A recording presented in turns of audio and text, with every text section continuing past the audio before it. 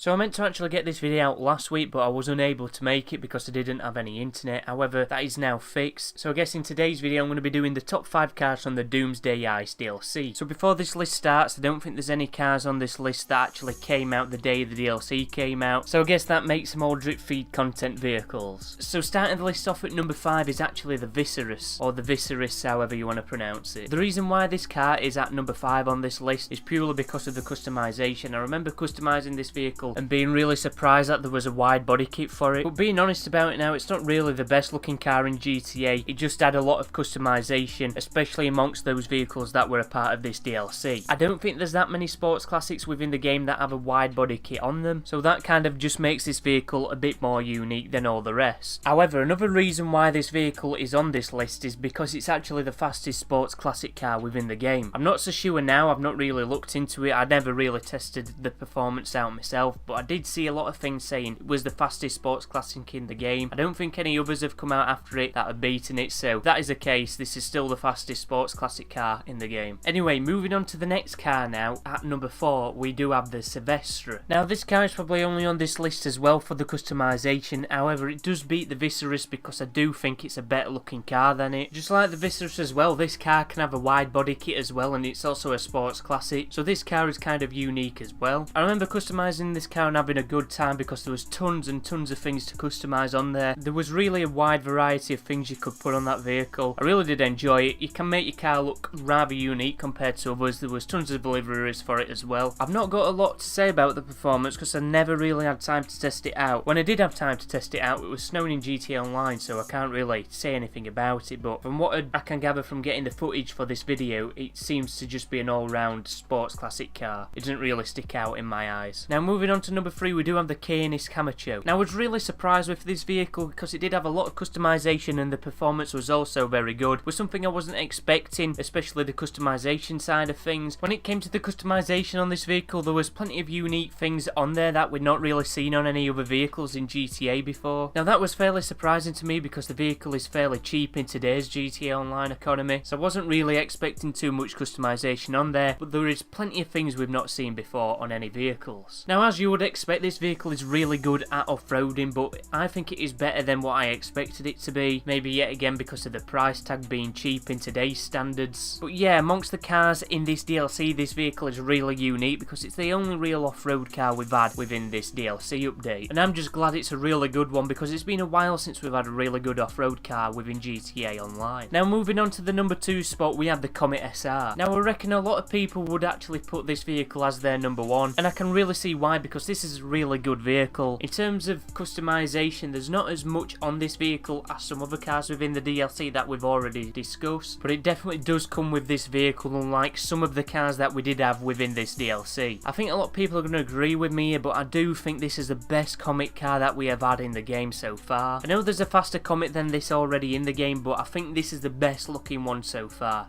Definitely. So this car just seems to be your average sports car in terms of performance. There's nothing that really sticks out to me. On the stream that we did for this vehicle, we did test it out around a track that somebody had made, and I've got to say it was a lot of fun. However, I've definitely raced in better sports cars within GTA Online. Also on the stream, we did do a car meet for this vehicle. I think that car meet did a very good job at showing us how good looking this vehicle is, so I thought I'd just quickly bring it up. So then at number 1, we do have the Karin 190Z. Now honestly, I think the main reason why this vehicle is number 1 on my list is just because how much I love the car in general. I think it's a really nice looking car and there is a ton of customization to it. There's plenty of things on this vehicle that we've not really seen on a sports car before. Like the other ones in this video from this DLC, there is an option to put a wide body kit on there, which is really awesome. I don't think it's really a wide body kit as such, it's just the wheel arches, but it's a similar thing. And when I just said sports car, I meant sports classic. I remember customizing this car and being really happy with the customization that was on this vehicle because it really did suit the appearance of the car. There was some crazy options you could put on there as well, such as the exhaust. There was some pretty weird exhausts on there. I don't think we've ever seen some of those exhausts in the game before, so I think they are just unique to this vehicle. Performance wise, from what I've used of this vehicle, it seems to be pretty average, to be honest. It just seems to be like any other sports classic car that I've drove. However, the car definitely makes up for it with its looks because it's just absolutely amazing. Tons of customization on there, which is what I like to see on my vehicles. Anyway, anyway, that is it for today's Grand Theft Auto 5 online video. Might be starting to do some Red Dead Redemption 2 videos soon, so keep an eye out for those. Hopefully we'll hear something about the upcoming GTA Online DLC soon, so then we can cover it on my channel. But yeah, I hope you did enjoy this video. If you did, feel free to leave it a like and also subscribe for more content to come. I've been the GTA Beast 2K13, and I guess see you guys in the next video.